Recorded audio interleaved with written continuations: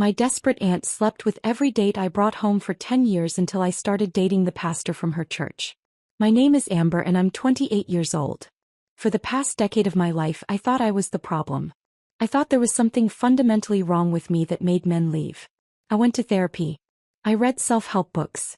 I changed everything about myself trying to figure out why I couldn't keep a relationship longer than 3 months. And then last Tuesday I found out the truth. But let me back up because this story doesn't start last Tuesday. It starts 10 years ago when I was 18 and brought my first real boyfriend home to meet my family. His name was Marcus. He was a sophomore in college studying engineering and he had this smile that made my whole chest feel warm. We'd been dating for 2 months and I was completely head over heels. I remember being so nervous about him meeting my parents and my Aunt Linda who lived with us at the time. Aunt Linda was my mom's younger sister. She was 38 back then. Recently divorced and according to my mother going through a difficult time. My mom had this bleeding heart for her little sister. So when Aunt Linda's marriage fell apart, Mom insisted she move into our guest house out back just temporarily. He said. Just until Linda got back on her feet. That was 10 years ago. Linda is still there. I brought Marcus over for Sunday dinner. I remember Linda answered the door wearing this low-cut red dress that seemed way too fancy for a family meal. My mom was in jeans and a sweater. My dad was in his usual Sunday sweatpants, but Linda looked like she was going to a cocktail party. You must be Marcus, she said. And I swear she looked him up and down like he was a piece of meat. I brushed it off. I was 18 and naive and didn't want to think my aunt was being inappropriate. Dinner was fine. Marcus charmed my parents. He talked about his goals and his family and made my dad laugh with some engineering joke I didn't understand. Linda was quiet through most of it, just watching Marcus with these intense eyes. 3 weeks later Marcus broke up with me. He said he needed to focus on school. He said it wasn't me, it was him. He said all the things guys say when they're lying. I was devastated. I cried for 2 weeks straight. I listened to sad music and ate ice cream and wrote bad poetry in my journal. A month after that I saw Marcus' car parked outside our guest house at 2 o'clock in the morning. I'd gotten up to get water and happened to look out the kitchen window. His beat-up Honda was right there, clear as day. I told myself I was seeing things, that maybe it was a car that looked like his, but I knew somewhere deep down I knew I never said anything to anyone. I buried it. I told myself it was a coincidence. Then there was Jake. I met him when I was 19 working my first real job at a bookstore. He was sweet and funny and loved reading as much as I did. We'd spend hours talking about books and life and dreams. I brought him home after we'd been dating for 6 weeks.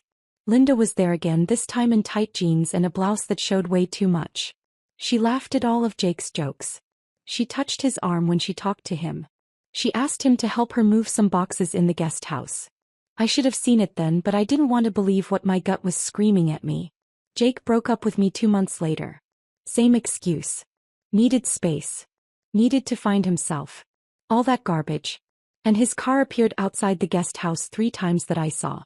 3 times at odd hours of the night. This pattern repeated itself over and over. There was Tyler when I was 21. He lasted almost 3 months before he dumped me out of nowhere. His car showed up at the guest house 4 times. There was Connor when I was 23. 2.5 months. I saw his motorcycle parked out back twice. There was Brandon when I was 25. He made it to the 3-month mark exactly before he ended things via text message. A text message. His truck was at Linda's place the very next night. Each time I told myself I was paranoid, that I was connecting dots that weren't there. That my aunt wouldn't do something so horrible. That these men wouldn't betray me like that. But the relationships kept ending. Always around the 2 to 3 month mark. Always with vague excuses. Always followed by mysterious vehicles outside Linda's guest house. My self-esteem was destroyed. I started believing I was unlovable. That something about me repelled men once they really got to know me. I went to therapy and told my therapist all about my relationship problems. She helped me work through my fear of abandonment and my self-worth issues. Meanwhile, Linda played the supportive aunt. She'd hug me when I cried over another breakup. She'd tell me the right guy would come along eventually. She'd say things like, "You're so beautiful and smart. Any man would be lucky to have you." The whole time she was sleeping with my boyfriends behind my back. My mom defended Linda constantly. She's been through so much with the divorce. Mom would say, "She's fragile right now. We need to be patient with her." Linda never got a real job in those 10 years. She did some online stuff, made a bit of money here and there, but mostly she lived off my parents' generosity. Free housing, free meals most of the time. My mom even gave her money for essentials. And Linda repaid this kindness by systematically destroying my romantic life. I stopped dating for a while after Brandon. I was 26 and I just couldn't take another heartbreak. I focused on my career. I worked as a marketing coordinator for a mid-sized company and I threw myself into that. I made friends. I went to brunches and game nights and tried to convince myself I was fine being single, but I wasn't fine. I was lonely and I was starting to believe I'd never find someone who'd actually want to stay with me. Then about 6 months ago something changed. My mom got really into this new church. She'd always been casually religious. But after her best friend invited her to this contemporary church across town, she became obsessed. She went every Sunday. She joined a women's Bible study. She volunteered for everything and she dragged Linda along with her. Linda didn't want to go at first. She complained that church was boring, that she wasn't religious, that she'd rather sleep in on Sundays. But my mom was insistent. It'll be good for you. She kept saying, you need community. You need purpose. So, Linda started going to church every Sunday and Wednesday nights and to the various church events my mom signed them both up for. I didn't go. I'd never been particularly religious, and the idea of spending my free time at church didn't appeal to me. But I was happy Mom had found something she loved. Even if it meant I had to hear about Pastor David's inspiring sermons every time I called her. Pastor David this, Pastor David that. According to my mom, this man walked on water. Then one Sunday about 3 months ago, my mom guilted me into coming to church with her. It was some special service or something and she really wanted me there. I agreed just to make her happy. That's when I met him. Pastor David was not what I expected. I'd pictured some old guy with gray hair in a boring suit. But David was 35, attractive in a clean-cut kind of way and actually funny. His sermon was engaging. He made jokes. He told personal stories. He didn't talk down to anyone or make people feel guilty. After the service, my mom dragged me over to meet him. Pastor David, this is my daughter Amber, she said, practically glowing with pride. He shook my hand and smiled. It's nice to finally meet you. Your mom talks about you constantly. All good things, I hope, I said. Always, he replied. His handshake was firm but not aggressive. His eyes were kind. There was something genuine about him that I liked immediately. We chatted for a few minutes. He asked what I did for work. He mentioned he'd grown up in a town about an hour from where I lived. He said he hoped I'd come back to visit the church again. I didn't think much of it at the time. He was a pastor. He was friendly. That was literally his job. But then I kept running into him. The coffee shop near my office was apparently his favorite place to work on his sermons. I'd see him there with his laptop and books spread out across the table. We'd wave, make small talk. Eventually, we started having actual conversations. He wasn't like other guys I'd talked to. He listened, really listened. He asked follow-up questions. He remembered details from previous conversations. He was smart and thoughtful and had this dry sense of humor that caught me off guard. After a few weeks of coffee shop run-ins, he asked if I wanted to grab lunch sometime. I said yes before I really thought about it. Our first lunch was at this little sandwich place downtown. We talked for 2 hours about everything. Books, movies, childhood memories, bad jobs we'd had. He told me about how he'd wanted to be a history teacher, but felt called to ministry. I told him about my dreams of maybe starting my own marketing firm one day. It didn't feel like a date. It felt like talking to someone who actually got me. But then he asked me to dinner and that definitely felt like a date. I said yes again. I was nervous. I hadn't been on a real date in over 2 years and this was a pastor. What if I said something wrong? What if I wasn't good enough? What if I screwed this up like I'd apparently screwed up every other relationship? But the date was perfect. He took me to this Italian place with dim lighting and candles on the tables. We shared a bottle of wine. We laughed. We talked about deeper things like faith and doubt and fear and hope. He held my hand across the table. When he walked me to my car, he asked if he could kiss me. I said yes. It was gentle and sweet and made my heart race in a way I'd almost forgotten was possible. We started dating officially after that. And for the first time in years, I felt hopeful about a relationship. I didn't tell my parents right away.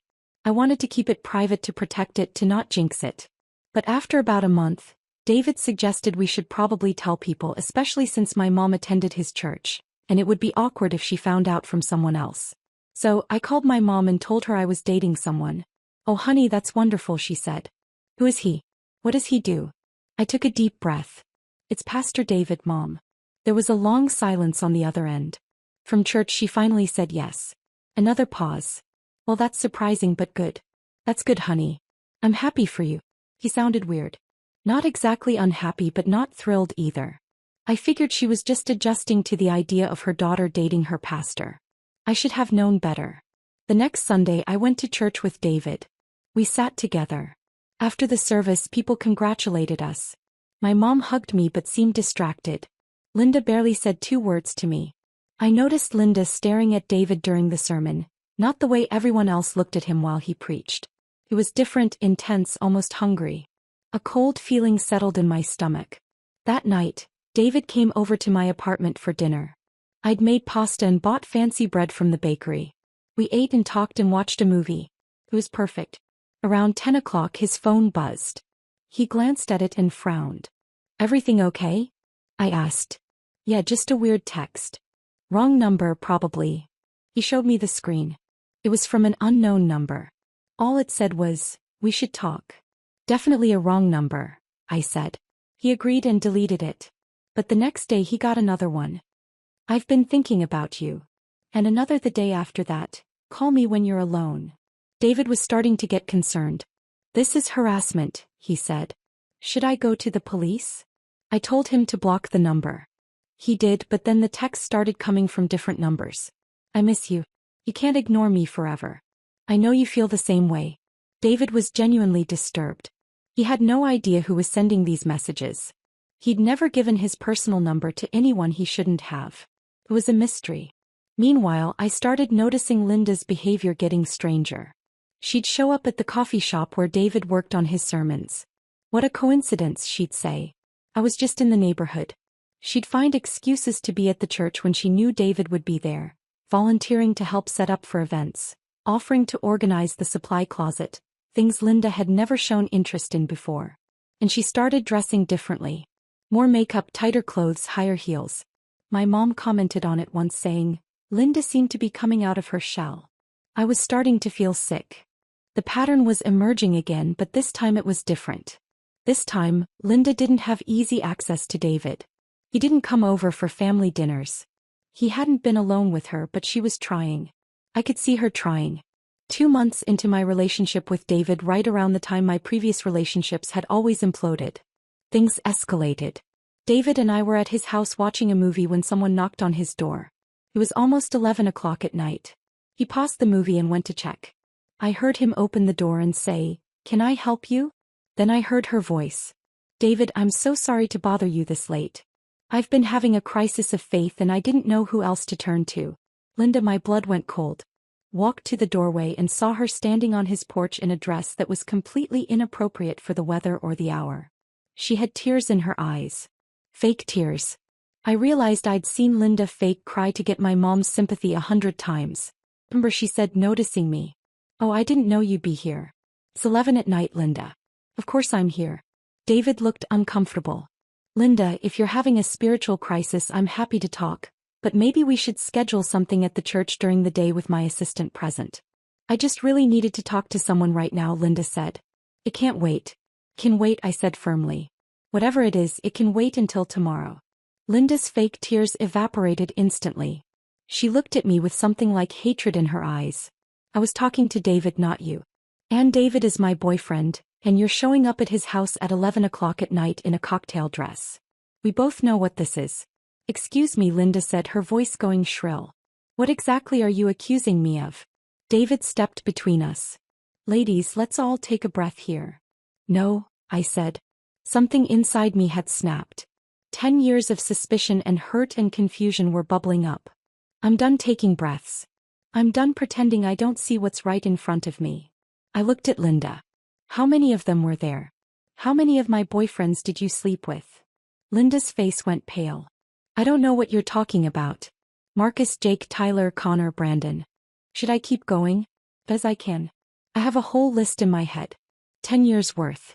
"You're insane," Linda said. "You're paranoid and insane, and that's why none of them stayed with you." "Then explain why their cars were always at your place." Right after they dumped me, I shot back. Explain why every single relationship I've had ended exactly the same way. Explain why you're here right now dressed like that, making up some crisis just to get David alone. David was looking between us, clearly trying to process what he was hearing. Amber, what is she talking about? Ask her, I said, not taking my eyes off Linda. Ask her how she spent the last 10 years. Linda's mask was cracking. The fake tears were gone. Her face was twisted with anger. You have no proof of anything. I have 10 years of proof, I said. I have cars parked outside your place at 2 o'clock in the morning. I have relationships that all ended the same way. I have the way you look at every man I bring around. I have you showing up here tonight. This is ridiculous, Linda said. He turned to David. She's always been like this, dramatic, jealous. She can't accept that men just don't want her. Something in me broke. I pulled out my phone. You know what? I've been too scared to check. Too scared to confirm what I already knew. But I'm done being scared. I scrolled to my contacts. I still had some of their numbers. I started with Brandon. I texted him. Did you sleep with my Aunt Linda? Then Tyler. Same question. Then Connor. David was watching me, confused but not stopping me. Linda was backing away toward her car. You're making a huge mistake, Amber. The only mistake I made was not doing this years ago. My phone started buzzing. Brandon responded first. How did you know? I'm sorry. I was weak and she was aggressive and I'm not proud of it. Tyler was next. Yes, I'm ashamed. She pursued me hard and I gave in. I'm sorry I hurt you. Connor's response was shorter. Yeah, sorry. I showed David the messages. His face went from confusion to shock to disgust. You need to leave, he told Linda quietly. And you need to stay away from Amber and from me and from this church. You're going to take her side, Linda said. She's unstable. Can't you see that? I can see exactly what's happening here, David said. And you're not welcome. Linda looked at me with pure venom. You've ruined everything. You know that? Everything? No, I said. You ruined everything. For 10 years you ruined everything. She got in her car and drove away, tires squealing. David and I stood in his doorway in silence for a long moment. Are you okay? He finally asked. I wasn't. I was shaking. I was angry and relieved and devastated all at once. 10 years of gaslighting myself, thinking I was the problem when the whole time it was her. I need to tell my parents, I said. David nodded. I'll go with you if you want. We drove to my parents' house. It was almost midnight, but I didn't care. I had to do this now before I lost my nerve. My mom answered the door in her bathrobe, looking worried. Amber, what's wrong? Why aren't you answering your phone? I hadn't even noticed it ringing. I checked and saw 6 missed calls from her and 4 from Linda. We need to talk, I said. All of us. Dad came to the door. They both looked concerned and confused. We sat in their living room, the same living room where I'd introduced Marcus and Jake and all the others to Linda. David sat next to me holding my hand. I told them everything. Every relationship, every breakup, every car I'd seen at the guest house, the text to Brandon and Tyler and Connor, Linda showing up at David's house tonight. My mom's face went from confused to shocked to pale to something I couldn't quite read. My dad looked like he wanted to break something. That can't be true, my mom said weakly. Linda wouldn't. She's been through so much. She's been living rent-free in your guest house for 10 years while systematically sleeping with every man I've tried to date. I said, the proof is right here. I showed them my phone. The texts, the admissions. My dad stood up and walked out of the room. I heard him go outside. A minute later I heard him pounding on the guest house door. My mom sat there, tears streaming down her face. I didn't know. Amber, I swear I didn't know. Didn't you? I said I wasn't yelling. I was too tired to yell. You never thought it was strange that all my relationships ended exactly the same way. You never wondered why Linda never moved out, never got a real job, never dated anyone herself. I thought she was depressed, Mom said. I thought she needed time to heal from her divorce. It's been 10 years, Mom. David squeezed my hand. I could hear my dad yelling at Linda outside. I couldn't make out the words, but his tone was clear. My mom looked at David. Did she really show up at your house tonight? At 11 p.m., David confirmed, claiming to have a spiritual crisis in what Amber accurately described as a cocktail dress. Mom put her face in her hands. Oh God, what have I done? I let her live here. I defended her. I gave her money. And the whole time she was destroying my life, I finished. Yeah. Dad came back inside. She's packing. She's leaving tonight. I don't care where she goes, but she's not staying here another minute. Linda appeared in the doorway behind him. She had a bag in her hand. Her makeup was smudged. She looked small and pathetic and mean all at once. "This is my family," she said to my mom. "You're really choosing her over me? You slept with my daughter's boyfriends," Mom said. He sounded hollow. "For years. How could you do that?" "Because she has everything," Linda screamed. The mask was completely off now. He has parents who love her and support her. She has a good job and a nice apartment and her whole life ahead of her. What do I have? A failed marriage, no career, no future. "No one wants me, so you took it from me instead," I said. "I didn't take anything you could keep anyway," Linda spat. "If they really loved you, they wouldn't have slept with me, but they all did. Every single one. They'd be with you and then they'd come to me and they'd beg for it." "Get out," my dad said. His voice was scary calm. "Get out of my house. Get out of my life. Don't contact us. Don't contact Amber. If I see you near any of us again, I'm calling the police." "For what?" "Having sex with grown men who wanted me? For harassment." David spoke up, "Which I will be filing charges for if those texts continue. And I'll be filing a restraining order." Linda laughed bitterly. "Perfect. The perfect couple. You deserve each other." She left. We heard her car start and drive away. The house was silent. My mom was crying quietly. My dad sat down heavily on the couch. David and I stayed where we were holding hands. "I'm sorry." My mom finally said, "Amber, I'm so sorry. I should have seen it. I should have protected you." I wanted to be angry at her. Part of me was angry, but mostly I was just exhausted. "She's your sister. Why didn't you tell me?" "Because when we started dating, you never mentioned her being your aunt. You just talked about your parents. And by the time I made the connection, it seemed like old news. She'd backed off and I didn't want you to think there was any history there when there really wasn't. You should have told me." "You're right. I should have. I'm sorry." We were quiet for a moment. "She's been doing this her whole life, hasn't she?" I said. "This isn't just about me. This is who she is." David nodded. "People like Linda, they're deeply broken. It doesn't excuse what she did, but it explains it." I didn't want to feel sympathy for Linda. I wanted to hate her, but I also realized that her life had become exactly what she'd feared. She had nothing. No family, no home, no dignity. She'd burned every bridge trying to fill a hole inside herself that couldn't be filled with stolen attention. The next few weeks were strange. I had to change my phone number because Linda got a hold of it and sent hundreds of messages. We heard through my mom that Linda had moved 2 hours away. The restraining order meant she couldn't come near me, David, or the church. My mom went to therapy. She said she needed to understand how she'd enabled Linda's behavior for so long. My parents' relationship with me got stronger. They were genuinely remorseful and worked hard to rebuild my trust. David and I kept dating. We passed the 3-month mark, then 4 months, then 5. No mysterious texts, no late-night visitors, no sudden breakups. It was strange at first, waiting for the other shoe to drop, but slowly I started to believe that this was real, that this was different. We were at dinner one night about 6 months into our relationship when my phone buzzed with a message from a number I didn't recognize. My whole body tensed. David noticed. "What is it?" I opened the message, preparing for the worst. It was from Marcus, my first boyfriend from 10 years ago. "Amber, I heard about what happened with your aunt. My wife and I were talking and I wanted to reach out. What happened between your aunt and me was the biggest mistake of my life. I was young and stupid and weak. I didn't know she'd done it to all your other boyfriends. I thought I was the only one. I'm sorry. I'm sorry I hurt you. And I'm sorry I wasn't strong enough to do the right thing. I hope you found happiness. You always deserved better than how I treated you." I showed David the message. "You going to respond?" he asked. I thought about it. Then I typed back. "Thank you for the apology. I found happiness. I hope you have too." That was it. No anger, no long explanation. No need to rehash it all. Just acknowledgement and moving forward. David smiled. "I'm proud of you for what? For not letting what she did turn you bitter. For still being open to trusting people. For giving us a chance." I reached across the table and took his hand. "I almost didn't. I almost let her win. But you didn't. That's what matters."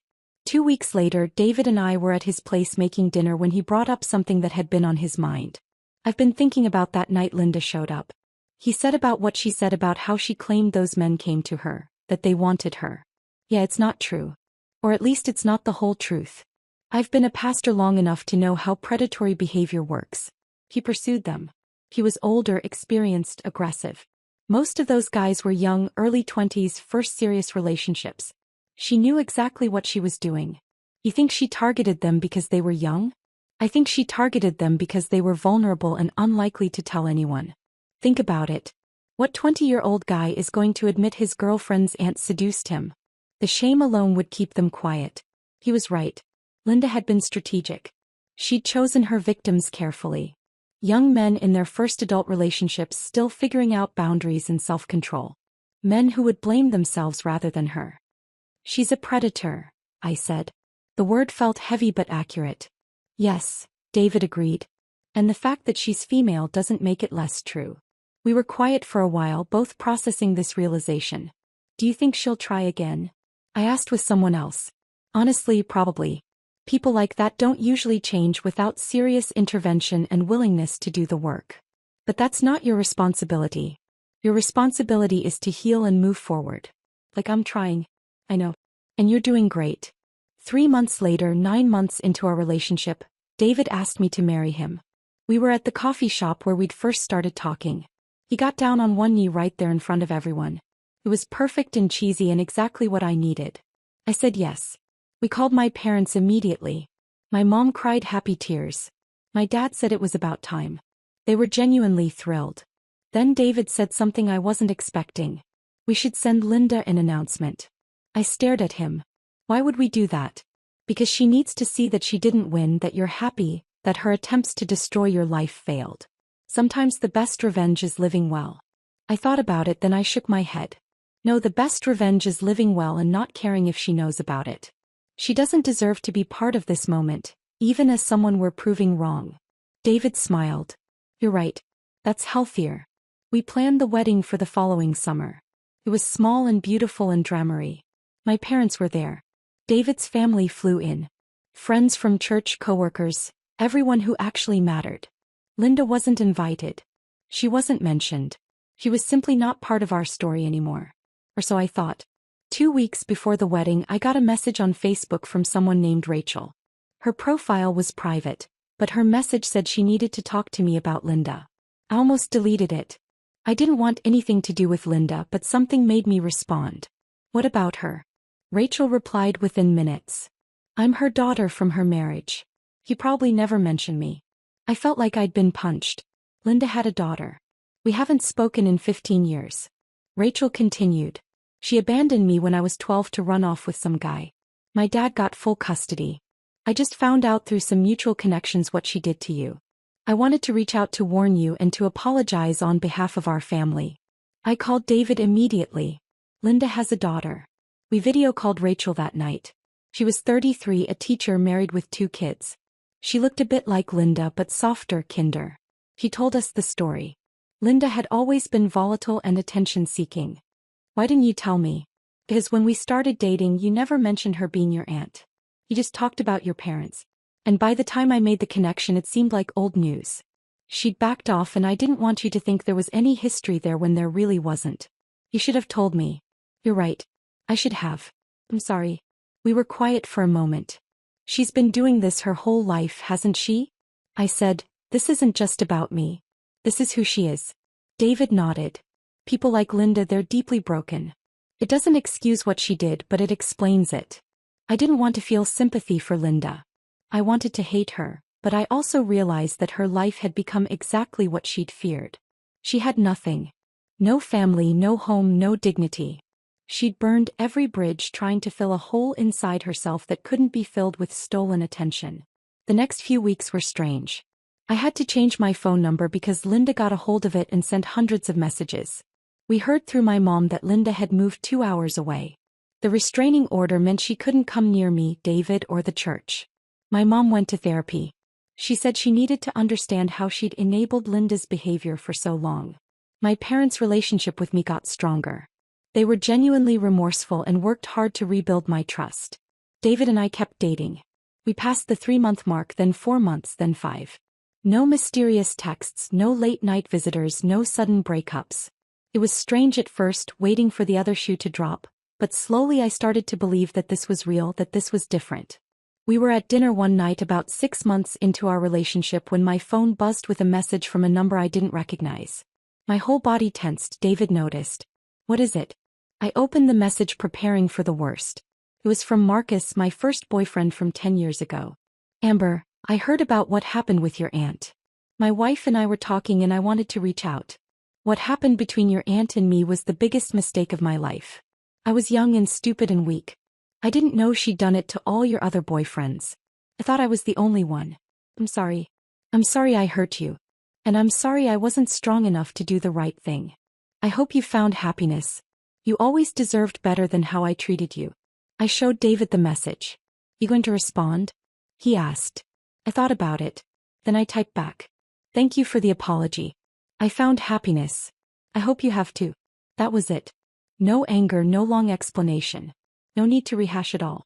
Just acknowledgement and moving forward. David smiled. "I'm proud of you for what? For not letting what she did turn you bitter. For still being open to trusting people. For giving us a chance." I reached across the table and took his hand. "I almost didn't. I almost let her win. But you didn't. That's what matters." 2 weeks later, David and I were at his place making dinner when he brought up something that had been on his mind.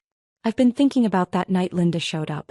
He said about what she said about how she claimed those men came to her, that they wanted her. "Yeah, it's not true. Or at least it's not the whole truth.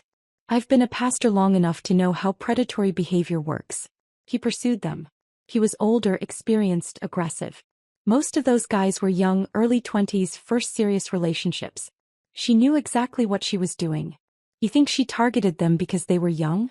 I think she targeted them because they were vulnerable and unlikely to tell anyone. Think about it. What 20-year-old guy is going to admit his girlfriend's aunt seduced him? The shame alone would keep them quiet." He was right. Linda had been strategic. She'd chosen her victims carefully. Young men in their first adult relationships still figuring out boundaries and self-control. Men who would blame themselves rather than her. "She's a predator," I said. The word felt heavy but accurate. "Yes," David agreed. "And the fact that she's female doesn't make it less true." We were quiet for a while, both processing this realization. "Do you think she'll try again?" I asked with someone else. "Honestly, probably. People like that don't usually change without serious intervention and willingness to do the work. But that's not your responsibility. Your responsibility is to heal and move forward. Like I'm trying. I know. And you're doing great." 3 months later, 9 months into our relationship, David asked me to marry him. We were at the coffee shop where we'd first started talking. He got down on one knee right there in front of everyone. It was perfect and cheesy and exactly what I needed. I said yes. We called my parents immediately. My mom cried happy tears. My dad said it was about time. They were genuinely thrilled. Then David said something I wasn't expecting. "We should send Linda an announcement." I stared at him. "Why would we do that?" "Because she needs to see that she didn't win, that you're happy, that her attempts to destroy your life failed. Sometimes the best revenge is living well." I thought about it, then I shook my head. No, the best revenge is living well and not caring if she knows about it. She doesn't deserve to be part of this moment, even as someone we're proving wrong. David smiled. "You're right. That's healthier." We planned the wedding for the following summer. It was small and beautiful and dramery. My parents were there. David's family flew in. Friends from church, coworkers, everyone who actually mattered. Linda wasn't invited. She wasn't mentioned. She was simply not part of our story anymore. Or so I thought. 2 weeks before the wedding, I got a message on Facebook from someone named Rachel. Her profile was private, but her message said she needed to talk to me about Linda. I almost deleted it. I didn't want anything to do with Linda, but something made me respond. "What about her?" Rachel replied within minutes. "I'm her daughter from her marriage. He probably never mentioned me." I felt like I'd been punched. Linda had a daughter. "We haven't spoken in 15 years. Rachel continued. "She abandoned me when I was 12 to run off with some guy. My dad got full custody. I just found out through some mutual connections what she did to you. I wanted to reach out to warn you and to apologize on behalf of our family." I called David immediately. "Linda has a daughter." We video called Rachel that night. She was 33, a teacher married with 2 kids. She looked a bit like Linda but softer, kinder. She told us the story. Linda had always been volatile and attention-seeking. When Rachel was a kid, Linda would flirt with her teachers, her friends, dads, anyone who gave her attention. She'd have affairs. She'd cause drama. When Rachel's dad finally filed for divorce, Linda had fought for custody despite having no interest in actually being a mother. She'd wanted custody to hurt him, not because she wanted Rachel. The court saw through it. Linda got supervised visitation. She showed up to 3 visits, then disappeared, just left, moved away, cut off all contact with her own daughter. She always needed to be the center of attention, Rachel said. If she wasn't, she'd do whatever it took to make herself the center, even if it meant destroying other people. "I'm so sorry," I said. "That must have been terrible for you." "It was. But I had my dad and I got therapy and I built a good life. When I heard what she did to you, I felt like I needed to reach out to let you know this isn't about you. This is who she is. She's done this to everyone in her life." We talked for over an hour. Rachel told me stories about Linda's behavior throughout her childhood. The pattern had always been there. The need for male attention, the competition with other women, the manipulation and lies. "Has she tried to contact you?" I asked.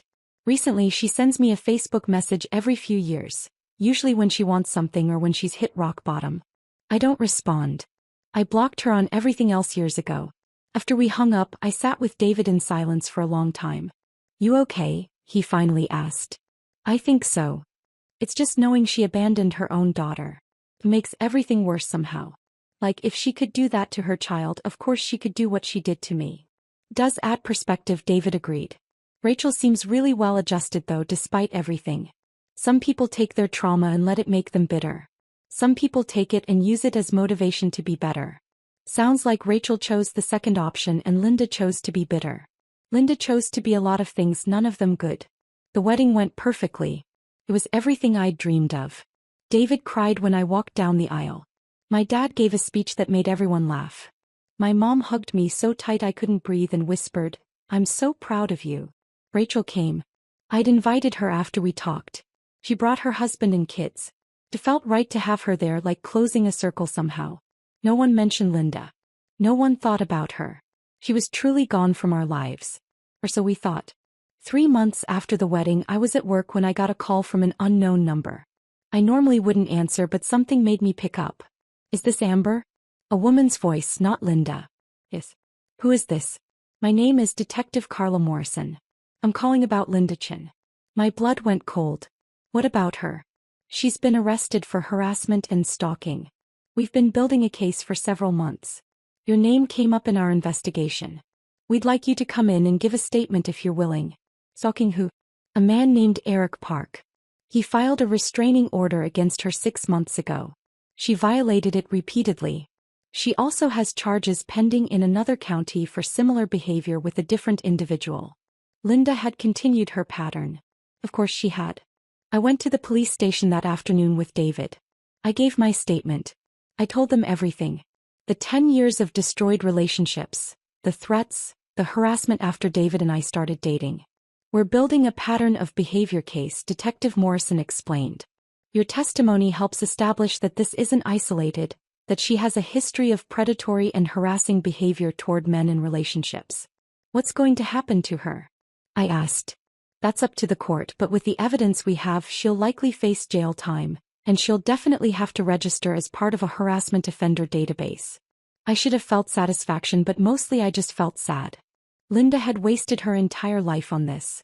She'd destroyed her marriage, abandoned her daughter, alienated her family, and now she was facing criminal charges. All because she couldn't deal with her own insecurity in a healthy way. The trial happened 8 months later. I attended. So did David. So did Rachel. So did Eric Park and the other man Linda had stalked. So did 2 of my ex-boyfriends who'd agreed to testify. Linda looked small and defeated in her orange jumpsuit. She didn't look at any of us. She stared at the table in front of her the whole time. The prosecutor laid out the case. Years of predatory behavior, manipulation, harassment, stalking, violating restraining orders. There was evidence, there were texts, there were witnesses. Linda's public defender tried to argue that she was mentally ill, that she needed treatment, not punishment. The prosecutor didn't disagree, but pointed out that she'd refused treatment multiple times and continued to harm people. The judge listened to everything.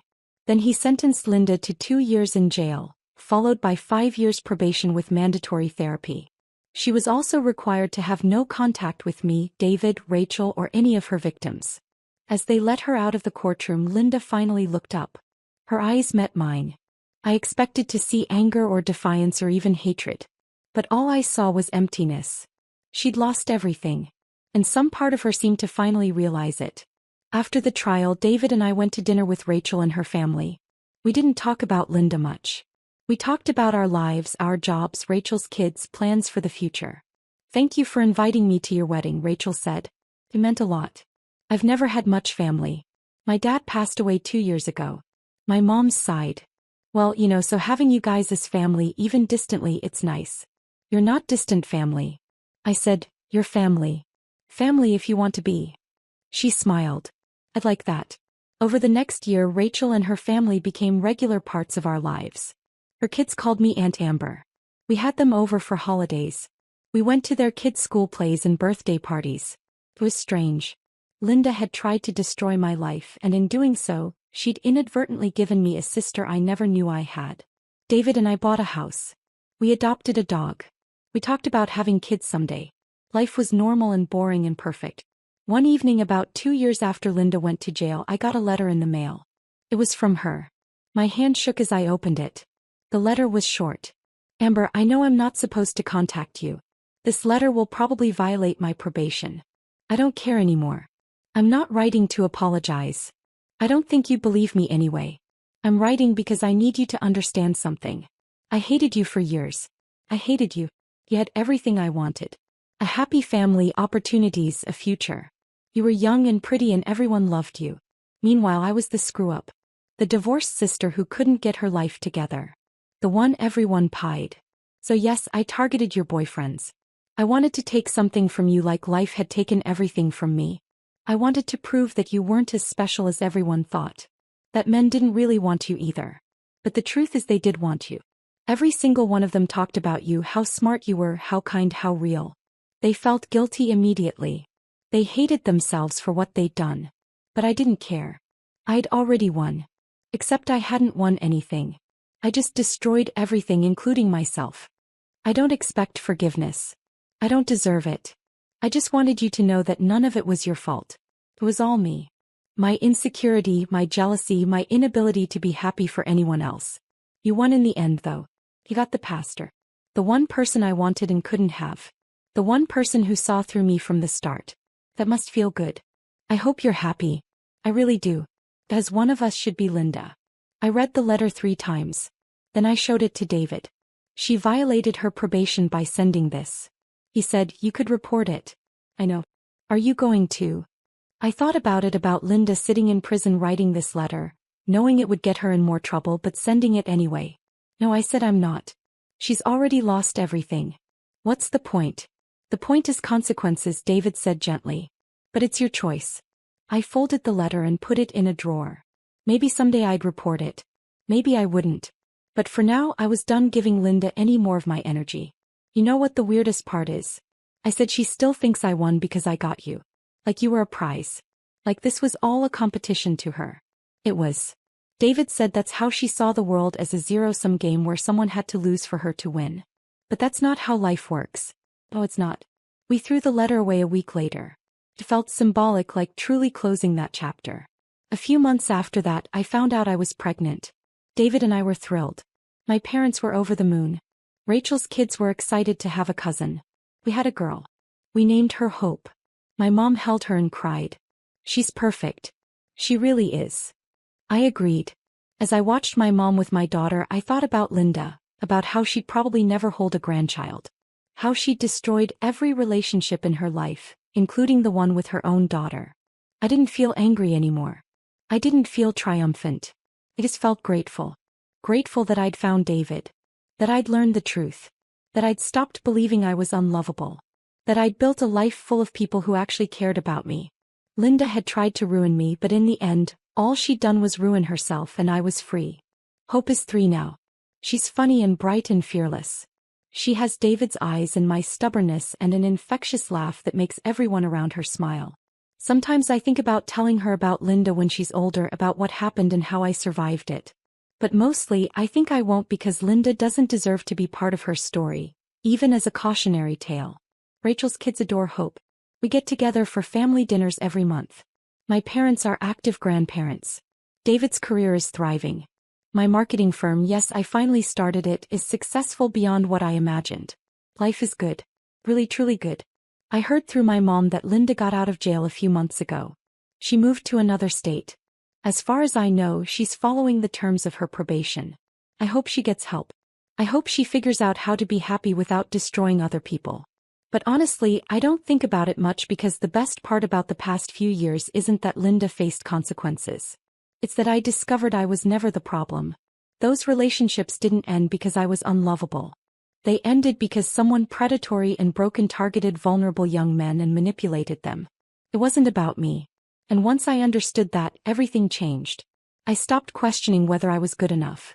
I stopped waiting for David to leave. I stopped believing there was something inherently wrong with me. I was enough. I'd always been enough. Linda couldn't see it because she couldn't see her own worth either. She'd built her entire identity around external validation from men. When that validation didn't come, she crumbled. I built my identity around knowing who I am, regardless of who does or doesn't love me. That's the difference between us, and that's why I'm here. Happy, loved, whole, and she's wherever she is, still chasing something she'll never find inside herself. Last week, David and I were talking about having another baby. Hope was playing in the living room and he had his arm around me on the couch. "Can you believe it's been 4 years since we met?" he said. "Feels like longer." "In a good way." "In a good way," he agreed. He kissed my forehead. "I'm glad you gave me a chance. Even with everything that had happened to you before." "I almost didn't," I admitted. "I was so scared of the pattern repeating, but it didn't." "No, it didn't." Hope ran over and climbed onto David's lap. "Daddy, play with me." He stood up, lifting her onto his shoulders. "What do you want to play?" "Dragons," he roared and stomped around the living room while Hope giggled and pretended to fly. I watched them and felt overwhelming gratitude. Linda had spent 10 years trying to prove that I couldn't be loved, that I wasn't worth keeping. But all she proved was that broken people break things and healed people build beautiful lives. I chose healing. And here, right here in this moment, with my daughter laughing, my husband playing, my family whole, this is what winning actually looks like. Not revenge, not vindication, not seeing your enemy suffer, just peace, just joy, just love that's real and lasting and earned. Linda took 10 years from me, but she couldn't take this. She couldn't take the life I built after she was gone. And that's everything.